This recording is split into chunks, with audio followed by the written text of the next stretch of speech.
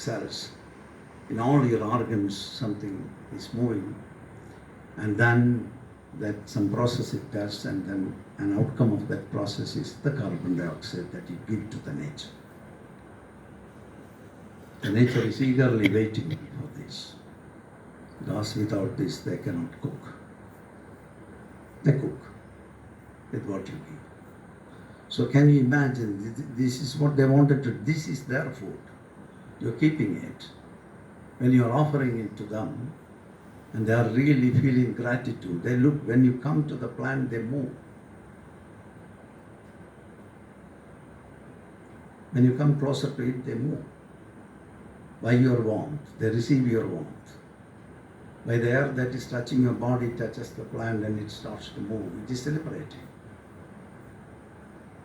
Your presence is celebrated. But for you, it's not you, I mean the humans. They cannot do that. They take a cutlass and then they can cut the tree because the root is coming into your property. Because it is my property. In my property, leaves are falling. This leaf has been working for maybe for weeks and weeks, incessantly, for giving little oxygen and food for you. But the root is coming into your property. So what to do? You insist, you put a cage, or you go with a cutlass and you finish it. This is our position. And such a group of beings, can we imagine that the world will be a better place where there will be peace and love? It has to come from each and every individual. Feeling gratitude. And we know how to experience this love and gratitude because when we were very, very small and newborn in this world, as a very small infant, the first day, the second day of our life, and we are looking for this warmth from the mother, and then get the milk from the mother. Hungry, very hungry, the milk is coming. You cannot create the milk. The milk comes to you. And when you get the milk, you suck eagerly because you have incredible hunger. You get the milk. And after the sweetness, the nectar, the amrita, which gives you life. You get that. This is really amrita. It gives you life. It keeps you without dying. We don't know now, but at the time, after receiving this concentrated milk of the mother, which is everything, and then when the heat is going a little down, the child leaves the nipple and look at the eye of the mother and smile. Express all the gratitude. You are embodied gratitude. You are embodied love. You have incredible compassion. But unless you tender it and take care of it, it won't work. And then we project the cause of the problem to the world.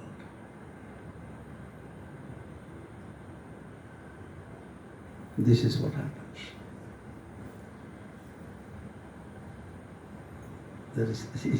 It's like a kind of, I don't know what is it actually. That's why it's so significant, so important to feel calm. Then whatever you see, you will not project your idea on what you see. You start to see things as they are. Now our content is there, our memory is there, our experience is there, and you start to view through the memory of your past experiences. Or when you start to view things from the past, you are not living here. You are not living here in this moment. You are dead.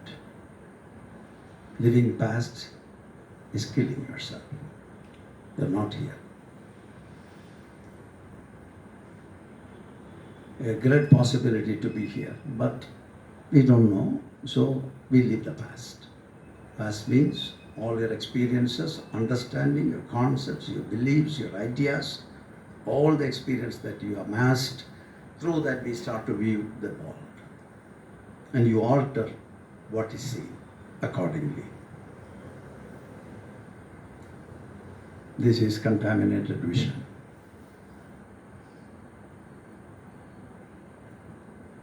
And we need to work to purify our vision. Sudarshana. Lord Vishnu has something, Sudarshana. It is not a weapon, but it is suggesting you to have a good vision, a pure vision. It is very important. Seeing things without connection, any sort of connection with the past. This, you need training for this, otherwise you won't be able to do it, because we are trained to do things based on the past experiences. This is the normal knowledge, which is good, which has a lot of practical applications. And you can live, you can recognize things, you can understand between poison and good food. All these things it will do, but at the same time, if you are extending that simple possibility of survival into everything that you do in this world, certainly you have lost the possibility with which you are born. That's why it is very important for you to, masters are asking you to live the present. Present means this one, just watch. When you start to see your past is coming, if I have teased you of some reason, and tomorrow, when you come near me and you feel that, no, I don't want to go near him, what is he going to do today, I don't know. Maybe the person is coming to say, I'm sorry. You have to give a chance.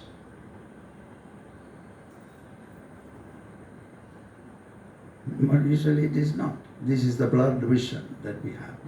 All people have it. We are not exception. We are like that. And with that kind of a vision, we may not be able to be peaceful in this life. And everybody wants to be peaceful. For what? In peace, you see this. Your vision will be clear. And you can focus. When you see something, when you are fully seeing what is presented before you, now we are not doing that. When your whole attention goes to what you are seeing, you come closer and closer to what you see. Finally, your mind will be completely occupied with what you see. And there you are not a separate entity than what you are seeing. You become one with what you see. And then you have forgotten all the other burden that you are keeping for the time being. When this burden is shifted off from you, you get a big relief. That relief is the celebration. And that celebration is the celebration of oneness. That's the celebration of love. The world will be a different phenomenon. All the masters were talking about it, centuries after centuries. But some little group or maybe one or two people receive it and they experience this. The rest of the people, they hear it but they don't take it. At the end, the world becomes a place where it cannot survive. It's not a small thing. So that is why it is so important for each and every one who is breathing the grace of nature, eating the grace of nature, drinking the grace of nature, needs to understand this. Really needs to understand this. And when you understand, your quality changes. Our impulsive behavior goes away. This is the transformation. This is called the spiritual transformation.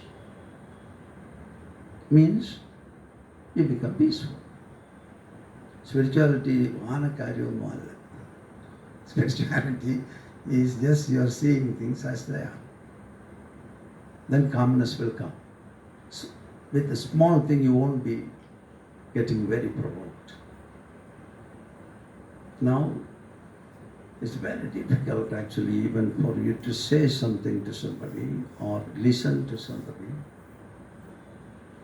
And then we don't listen to anybody.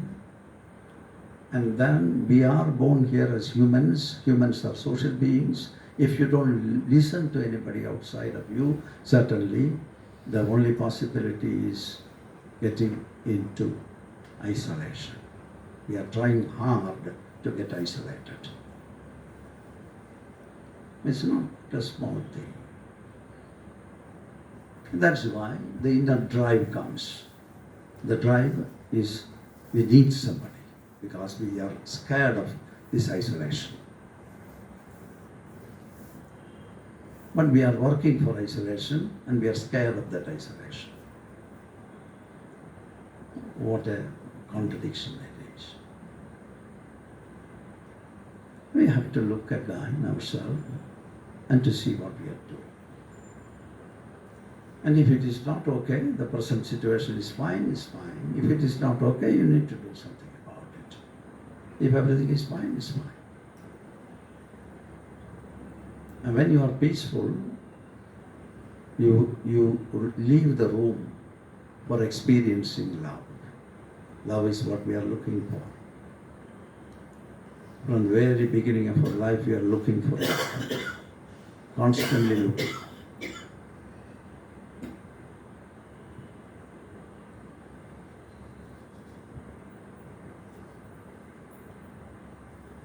It's very nice, is it?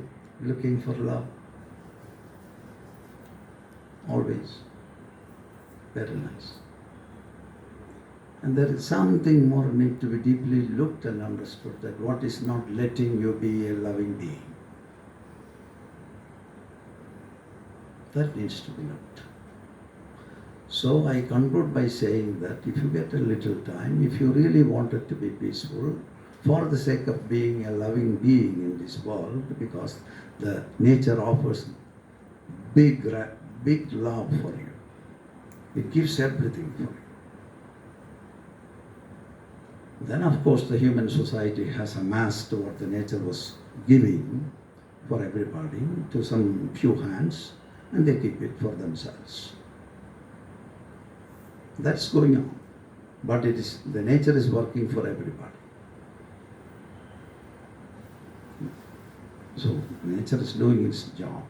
We, human beings, are segregating into different groups, and then we work all these problems. It's very difficult to change the human society as it is, but it is very easy to change yourself and myself. There is a big possibility for this. And that is possible. Take a little time every day. Sit somewhere comfortably and watch your breath. See whether you are relaxed or not. If you are relaxed, not relaxed, your breath will be scattered. So look little time, it will be relaxed after some time. Then watch your mind. And you see thoughts are going on. And you watch what is going on in the mind. You see a lot of thoughts are coming up and a lot of processes going on in the mind. Look intensely. What is there between two thoughts? You will see there is nothing. And when you don't see anything there, you look in the emptiness between thoughts or in the stillness between thoughts. Take a little time, look there. When you look there, you will see that there is a great stillness there. As you are looking on the stillness, you start to feel still. And the stillness comes to you. That means calmness comes to you. By sitting like that for a little time, when you come out and look at the plant which is seen, which is falling in your vision, at the first time, after your meditation, you look closely. Or look at an ant which is crawling, which is walking, look anything, you will see that what you have seen before and what you are seeing are completely different. As you are calm, you start to feel, identify with what you are seeing. Otherwise, immediately we start to feel that the ant is going to kill me. If it bites, I will die. Ant. And you exaggerate the whole thing. There is a big possibility for that. That is why just look, see the thoughts, see the gap, rest in the gap. You don't need to see the consequences of that, just do this. Then calmness will come. In the calmness, when you get out, you start to feel completely different sensation around you, the nature around, the people around. You will have some feelings for the nature. You feel bonded with the nature in a positive way. You feel identifying with the nature. Identified with the nature. And then you slowly refine. Then your life will be different. And you can remain there a long time if you want. So the solution is very simple. But if you are not resorting to the solution, it means that we are resorting to something else. That will come. Enjoy. This is the two possibilities. So we can have any option according to our choice. And we live accordingly. Anyway, it is life. I lived my own way. I'm okay. Fine. But this is a way. You don't need to follow the way, but I'm saying there is a way. You're not following me, you're following yourself. You're looking into your mind and seeing what is going on there. Looking at your thoughts, seeing the gap of your mind. And you're resting with your mind in your mind. And there you will feel calmness. So try this if you like, otherwise forget. Anyway, it is our life and we will live anyway. Thank you very much. And if you have a